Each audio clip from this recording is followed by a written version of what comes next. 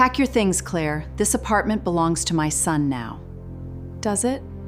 Then explain why my name is the only one on the deed. 3 months after my wedding, I came home early and heard my husband telling his mother that I would be gone by Friday.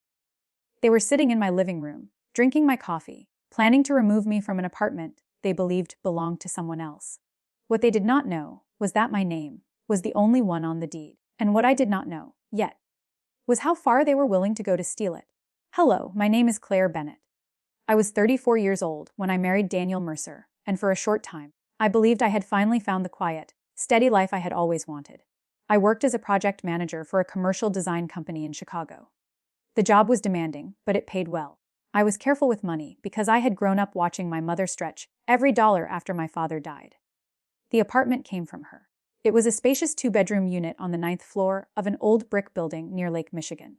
It had tall windows, warm wooden floors, and a narrow balcony where my mother grew basil and tomatoes every summer.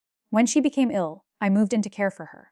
After she died, I learned that she had paid off the mortgage years earlier and left the apartment entirely to me. It was worth a little over $500,000, but to me, it was not an investment. It was the last place where I could still hear my mother laughing. I met Daniel 8 months after her funeral. He was charming in a quiet way. He remembered small details. He brought me tea when I worked late. He never seemed impressed by money or status. At least, that was what I believed. Daniel worked in sales for a medical supply company. He dressed well, spoke confidently, and always had an explanation for why his career was about to take off. His mother, Evelyn, was different. She examined everything. My clothes, my job, my cooking, even the way I held a wine glass. The first time she visited my apartment, she walked slowly through every room as if she were inspecting a hotel. "This must cost a fortune to rent," she said.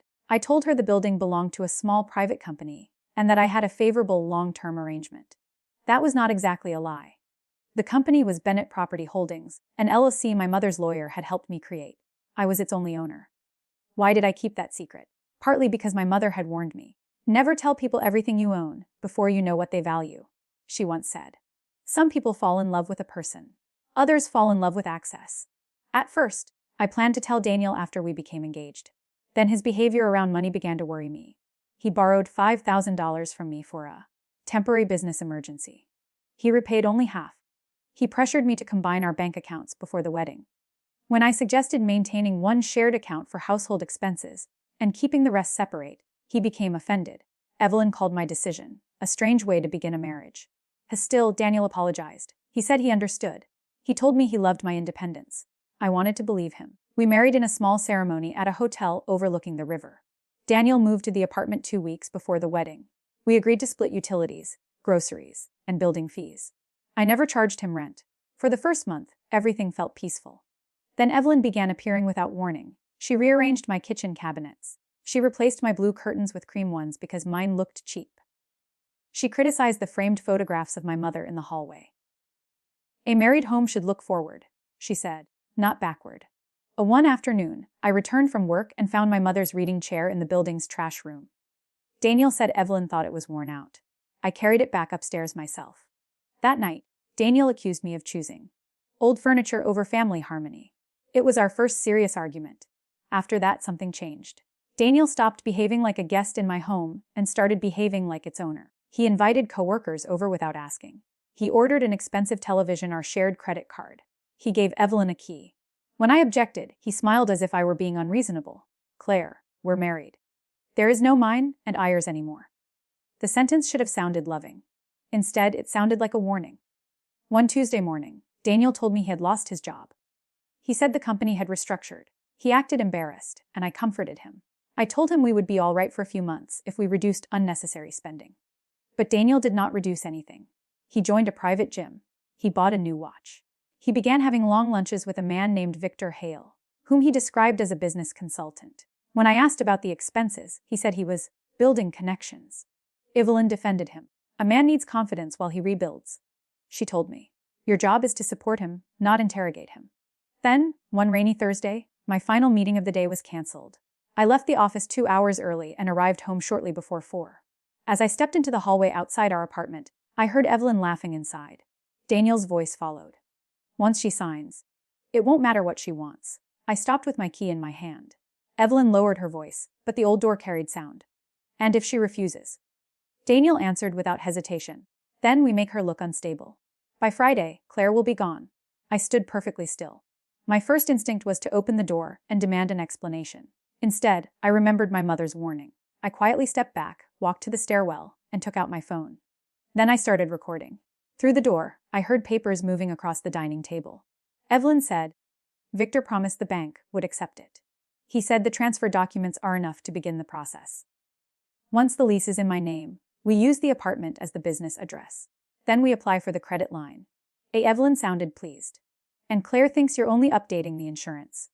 Daniel laughed. The sound hurt more than the words. I had heard that laugh at our wedding when I accidentally dropped frosting on his sleeve. I had heard it during our honeymoon when we got lost in Boston. Now he was using it while discussing how to deceive me. "She signs whatever I put in front of her," he said. I stopped the recording when the elevator doors opened behind me. I went down to the lobby and called my mother's longtime attorney, Rebecca Sloan. Rebecca answered on the second ring. "Claire, I think Daniel is trying to take my apartment." There was a pause. "Does he know you own it?" "No." "Good," she said. "Do not tell him yet." That one word steadied me. Rebecca told me to leave Dinning and meet her at her office. I texted Daniel that a client emergency would keep me late. Then I sat across from Rebecca and played the recording. She listened twice. "They seem to believe you are a tenant," she said. "That means they cannot transfer ownership. But they may be trying to create fraudulent lease documents, establish a false business address, or use your identity for credit." She asked whether Daniel had access to my personal records. My stomach tightened. 2 weeks earlier, he had offered to organize our tax documents. I had given him a folder containing copies of my driver's license, social security card, pay records, and old bank statements. Rebecca immediately called a financial fraud specialist. By 7 that evening, I had frozen my credit, changed every password, and moved the original deed and estate documents from my home safe to Rebecca's office. But we did not confront Daniel. Rebecca wanted evidence. So did I. I returned home at 9. Evelyn was gone. Daniel sat on the sofa watching television. "Long day?" he asked. He looked completely relaxed. I smiled and placed my bag beside the chair his mother had tried to throw away. "Very long." The next morning, Daniel made pancakes. He kissed my forehead. Then he placed a folder beside my plate. "Just some insurance updates," he said. "We need both signatures." My heart began pounding, but I kept my expression calm. The first pages were ordinary forms. Buried near the back was a document titled Residential Lease Assignment and Commercial Use Authorization. It stated that I voluntarily assigned all residential rights in the apartment to Daniel Mercer and authorized him to use the property as collateral for business activity. The listed owner was not Bennett Property Holdings. It was North Coast Residential Group, a company I had never heard of. There was already a signature on the owner's approval line. It was my mother's name. My mother had been dead for almost 3 years. For a moment, the room blurred. Daniel tapped the signature line with his finger. "Right there." I looked at him. "Who signed for the owner?" He did not blink. "The property manager. It's just how the company processes these things." "Her name is Margaret Bennett." His hand stopped moving. "Maybe that's the manager's name." On my mother's forged signature was 6 inches from his hand, and he was lying to my face. I picked up the pen, then I deliberately let it fall. Coffee spilled across the papers when I reached for it. Daniel jumped up, swearing. "I'm sorry," I said. "Print another copy. I'm already late." He watched me leave with an expression I had never seen before. It was not disappointment. It was hatred. At work, I emailed photographs of every page to Rebecca. She confirmed that the documents were fraudulent and potentially connected to loan fraud, identity theft, and forgery. We also searched public business records. North Coast Residential Group had been formed 11 days earlier. Its registered agent was Victor Hale. Its mailing address was Evelyn's house. That afternoon, I checked the smart doorbell history from my phone. Daniel thought only his account received alerts, but I still had administrator access. Victor had visited the apartment 4 times while I was at work. On one recording, he carried a camera and a measuring device. On another, Evelyn opened the door and said, "Come see your future office." My future office. They were not just trying to remove me. They were already dividing my home. I installed a second security camera inside the apartment while Daniel was at the gym. It looked like a phone charger and faced the dining area. Over the next week, it recorded everything. Daniel and Victor discussed a $300,000 business loan. Evelyn selected the room she planned to use as an office. They joked about changing the locks while I was at work. Then I heard the detail that turned betrayal into something darker. Daniel said, "If she fights the separation, I'll show the court the messages. Victor asked. What messages? Daniel held up a second phone.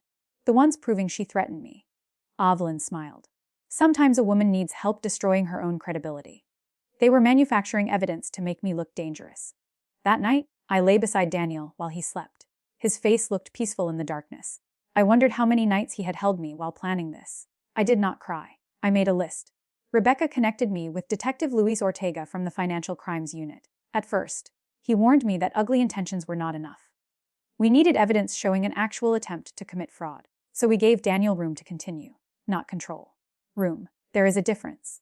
Rebecca prepared a harmless decoy document that looked like an authorization to discuss the apartment with a management company. It transferred nothing and granted no financial rights. I signed it at breakfast while Daniel watched. His shoulders relaxed. See, he said. That wasn't difficult. I trust you. I replied. Those words tasted bitter. That afternoon, Daniel scanned my signature and used it on a new commercial loan guarantee. The hidden camera captured him doing it. The lender's fraud department alerted Detective Ortega when Victor submitted the application. The loan listed the apartment as an asset controlled by North Coast Residential Group. It also claimed Daniel had an annual income of $240,000. He was unemployed. The next surprise came from Evelyn. She invited me to lunch and behaved as though we were close friends. After ordering salads, she reached across the table and touched my wrist. Marriage has been stressful for Daniel, she said. Has it? He needs space to establish himself. I think you should stay with a friend for a few weeks. I almost admired her nerve. Why would I leave my home? Her smile disappeared. Because it is Daniel's home too. And yours. She leaned back. A mother protects her son. From what? From women who think a paycheck gives them power. I slowly placed my fork down. Is that what you think this is about? I think you enjoy keeping Daniel dependent. I think you want him to ask permission for everything. Victor is giving him an opportunity, and you are standing in the way. There it was, the story she had built to justify stealing from me. In her mind, my boundaries were abuse. My property was an unfair advantage. Daniel's deception was simply a man taking back what he deserved. What exactly is Victor offering? I asked. She realized she had said too much. You should ask your husband. She paid the bill and left. 2 days later, I received a call at work from our building manager, Mr. Patel. Claire, there are movers outside your apartment. My blood turned cold. I opened the camera feed. Evelyn stood in the living room directing 3 men. My mother's chair was already in the hallway. Boxes labeled CLIR had been stacked near the elevator. Daniel had chosen Friday after all. I called Detective Ortega, then drove home with Rebecca. By the time we arrived, my clothing, books, family photographs, and personal papers had been placed in the building's storage room. The locks on the apartment door had been changed. Evelyn opened the door wearing my mother's pearl necklace. I had kept it in a small case at the back of my dresser. For the first time since this began, I lost control. Take that off. She touched the pearls. These are family jewelry now. They belong to my mother. And Daniel is your husband. Behind her, Daniel walked into view. Victor stood near the dining table with a bottle of champagne. Daniel held up one hand. Claire, do not make a scene. You changed the locks. You agreed to the transfer. No, I didn't. He lifted a document. My signature appeared at the bottom. This says otherwise. I looked at Rebecca. She gave me a small nod. Everything we needed was now in one room. I turned back to Daniel. Who owns this apartment? He glanced at Victor. North Coast Residential Group. And who sold it to them? The previous owner, Margaret Bennett. Daniel's face tightened. Evelyn stepped forward. Enough questions. You have been asked to leave. Rebecca opened her briefcase. Actually, Mrs. Gerser, you should answer the question. Evelyn looked her up and down. Who are you? Rebecca Sloan. I represent Claire Bennett and Bennett Property Holdings. The room became silent. Victor was the first to understand. He set down his glass. Daniel stared at me. What is Bennett Property Holdings? I walked past Evelyn and picked up the photograph of my mother that someone had placed face down on the side table. The company that owns this apartment. Daniel laughed once, but there was no humor in it. No. The owner signed the transfer. The owner is me. His face emptied. I continued. My mother left me this apartment. I placed it in my company before I met you. There was never a landlord named North Coast. There was never an authorized transfer. And the signature you used belonged to a woman who died 3 years ago. Eileen pulled the pearls from her neck so quickly that the clasp broke. They scattered across the wooden floor. Daniel turned toward Victor. You said it was verified. Victor moved toward the door. It opened before he reached it. Detective Ortega entered with 2 uniformed officers. Victor Hale, he said. Please step away from the table. The champagne bottle fell from Victor's hand and struck the rug. Daniel looked at me as if I had become a stranger. Maybe I had, or maybe he was finally seeing the woman he had never bothered to know. No one was dragged away in handcuffs that night. Real justice is often slower and quieter than movies make it look. But Detective Ortega collected the forged documents, the second phone, Victor's laptop, and the champagne-stained loan application. The officers escorted Evelyn, Victor, and Daniel out of my apartment. Mr. Patel had the locks changed again before midnight. This time, only I received the keys. Daniel called me 17 times from Evelyn's house. I did not answer. His first voicemail was angry. You set me up. The second was defensive. Victor handled the documents. I didn't know they were false. The third was tearful. Claire, I love you. We can fix this. By the 7th message, he was blaming his mother. By the 12th, he was blaming me. That was Daniel's true talent. Every apology was simply a hallway leading back to someone else's guilt. I filed for divorce the next morning. Because the apartment had belonged to me before the marriage and remained inside a separate company, Daniel had no ownership claim. Our short marriage made the rest of the financial division simple, but the criminal investigation uncovered more than I expected. Victor had used similar schemes twice before. He targeted people with valuable property, then created fake management companies and fraudulent loan documents. Daniel had met him 6 months before our wedding. 6 months. That meant Daniel had about the plan before he promised to love and protect me. Investigators recovered text messages between them. In one, Daniel described me as careful but emotionally easy. In another he wrote, once we're married, she'll sign. She wants a family too badly to question me. That sentence broke something inside me, not because it was cruel, because it was partly true. I had ignored warning signs because I wanted the marriage to work. I had translated pressure into passion, manipulation into insecurity, and disrespect into family differences. But wanting love did not make me foolish. It made Daniel cruel for using it. The forged messages on the second phone were especially damaging. Daniel had created an entire false conversation in which I appeared jealous, unstable, and threatening. He planned to use screenshots during divorce proceedings to request temporary of the apartment and a restraining order against me. Evelyn had helped write some of the messages. Her favorite was supposedly from me. If you leave me, I will make sure you have nowhere to live. When Rebecca showed it to me, I almost laughed. In the end, that was exactly what happened. But not because of a threat. Because of the truth. Victor accepted a plea agreement and provided evidence against Daniel in exchange for a reduced sentence. Daniel pleaded guilty to attempted bank fraud, identity theft, forgery, and conspiracy. Evelyn avoided prison, but she did not escape consequences. She pleaded guilty to a lesser conspiracy charge, paid heavy fines, and received probation and community service. She also had to sell her house to cover legal debts and restitution connected to Victor's other victims. Daniel's employer later confirmed that he had not been laid off. He had been fired for falsifying sales records. Even the beginning of his story had been a lie. Our divorce became final 11 months after the day I found movers carrying my life into storage. Daniel asked to speak to me outside the courthouse. He looked smaller than I remembered. His expensive watch was gone. His suit did not fit properly. "Did you ever love me?" he asked. I studied his face. For months, I had imagined everything I might say if I had one final chance. I had rehearsed speeches about betrayal, greed, and justice. But standing there, I no longer needed him to understand my pain. "I loved the man you pretended to be," I said. He looked down. "If you had told me the apartment was yours, none of this would have happened." That was the closest Daniel ever came to admitting the truth. He did not regret trying to steal from me. He regretted choosing a plan that could not work. "You're right," I said. "If I had told you, you would have hidden your intentions better." Then I walked away. For a while, I considered selling the apartment. Every room held a bad memory. The dining table reminded me of forged documents. The hallway reminded me of packed boxes. The balcony reminded me of Daniel drinking coffee while lying about our future. But one Sunday morning, I sat in my mother's old chair with the windows open. I could smell basil from a new plant on the balcony, and I realized Daniel had never owned enough of my life to ruin that place. So I stayed. I repainted the bedroom. I donated the television he bought with our shared card. I replaced Evelyn's cream curtains with deep blue ones like the curtains she had thrown away. Then I turned the second bedroom into an office for a nonprofit that helped women secure emergency legal and financial advice before leaving controlling relationships. I funded its first year with the restitution money. Rebecca volunteered twice a month. Mr. Patel donated office furniture. On the wall, I hung a small wooden sign with my mother's favorite words: "Know what you own. Know what you owe. Know who you trust." People sometimes ask whether I regret keeping the apartment secret from my husband. I do not. A healthy man might have been hurt that I waited to tell him, but he would have asked why. He would have listened. He would have helped me feel safe enough to share the truth. Daniel did not want trust. He wanted access. My silence did not destroy our marriage. It revealed what the marriage had been built to steal. And the apartment was not the most valuable thing I protected. I protected the part of myself that still knew something was wrong, even when everyone around me insisted I was selfish, suspicious, or difficult. That voice saved me.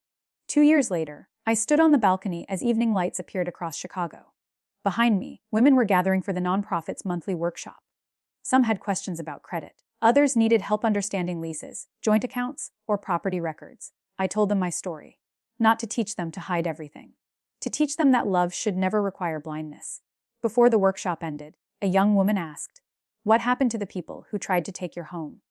I looked around the apartment. My mother's chair, the blue curtains, the photographs standing upright again. Then I smiled. "They learned something too late," I said. "You cannot throw a woman out of a life she built with her own hands. Especially when she is the one holding the deed."